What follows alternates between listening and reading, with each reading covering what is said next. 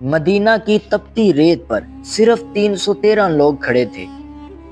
ان کے پاس نہ تو ڈھنگ کی تلواریں تھیں، نہ سواریاں، اور نہ ہی حفاظتی زریں۔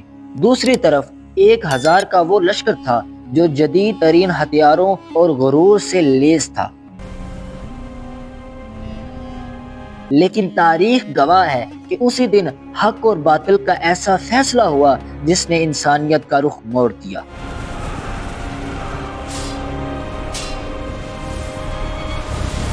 آج ہم ذکر کریں گے یوم فرقان یعنی غزوہ بدر کے بارے میں۔ ہجرت مدینہ کے بعد مسلمانوں کے لیے حالات آسان نہ تھے۔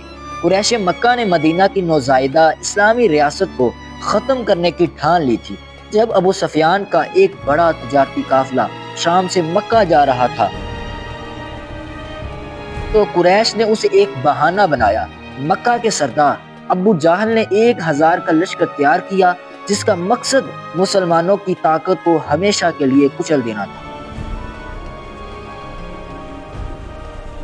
حضور پاک صلی اللہ علیہ وآلہ وسلم کو جب اس لشکر کی اطلاع ملی تو آپ صلی اللہ علیہ وآلہ وسلم نے صحابہ سے مشورہ کیا تو حضرت مقداد بن اسود رضی اللہ تعالی عنہ نے وہ تاریخی جملہ کہا کہ یا رسول اللہ، ہم آپ کے دائیں بھی لڑیں گے، ہم آپ کے بائیں بھی لڑیں گے، ہم وہ قوم نہیں جو حضرت موسیٰ علیہ السلام کی طرح کہہ دے کہ آپ اور آپ کا رب جا کر لڑے، ہم آپ کے ساتھ جان کی بازی لگا دیں گے۔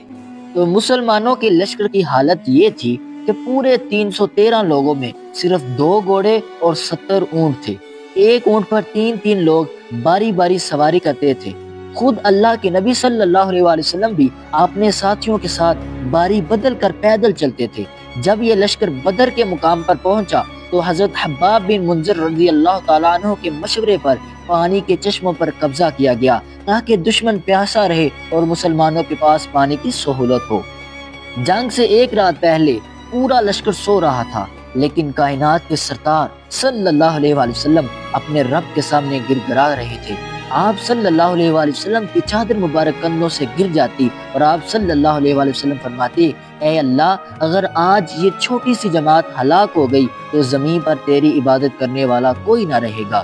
اسی رات اللہ نے بارش برسا دی جس سے مسلمانوں کی طرف کی ریت جم گئی اور دشمن کی طرف کی زمین پھسلن والی ہو گئی۔ صحابہ کو ایسی پرسکون نیند آئی کہ ان کی ساری تھکن دور ہو گئی۔ تو جیسے ہی صبح ہوئی، جنگ کا آغاز اس دور کے رواج کے مطابق انفرادی مقابلوں سے ہوا۔ حضرت حمزہ رضی اللہ تعالیٰ عنہ اور حضرت علی رضی اللہ تعالیٰ عنہ نے قریش کے بڑے بڑے سورماؤں کو ڈھیر کر دیا۔ پھر اس کے بعد عام حملہ شروع ہوا۔